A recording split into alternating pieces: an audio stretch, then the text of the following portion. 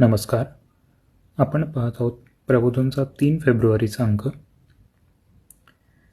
Bharat America व्यापारात प्रगती. 2 February 2026 रोजी राष्ट्राध्यक्ष ट्रम्प आणि पंतप्रधान मोदी यांनी एका ऐतिहासिक व्यापार कराराची घोषणा केली आहे. अमेरिका भारतीय वस्तूंवरील शुल्क 50% वरून 18% कमी करत आहे, तर भारताने रशियन तेल खरेदी थांबवण्यास सहमती दर्शवली आहे. रशिया युक्रेन संघर्ष वाढला.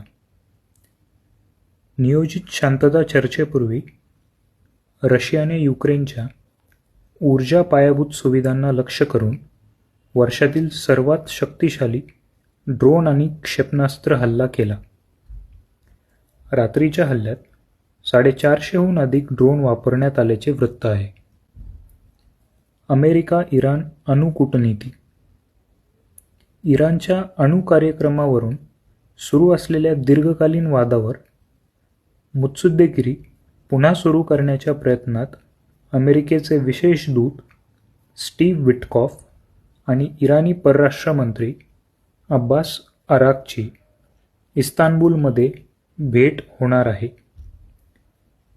या भेटीत सौदी अरेबिया आणि इजिप्तसारख्या देशांचे प्रतिनिधीही सहभागी होतील असे सांगितले जाते. कोस्टा रिका निवडणूक निकाल. सत्ताधारी सॉव्हरीन पीपल्स पार्टीच्या उमेदवार लॉरा फर्नांडेज यांनी कोस्टा रिकाची अध्यक्षीय निवडणूक जिंकली आहे. फर्नांडेज यांनी पद सोडणारे अध्यक्ष रॉड्रिगो चावेज यांच्या गुन्हेगारी विरोधी कठोर दृष्टिकोन अधिक दृढ करण्याच्या आश्वासनावर ही निवडणूक लढविली होती. स्पेसएक्स आणि XAI विलिनीकरण. स्पेसएक्सने इलॉन मस्क यांच्या XAI या AI स्टार्टअपचे संपूर्ण शेअर्सच्या व्यवहाराद्वारे अधिग्रहण केले आहे, ज्यामुळे विलीन झालेल्या कंपनीचे मूल्य अंदाजे $1.25 ट्रिलियन झाले आहे.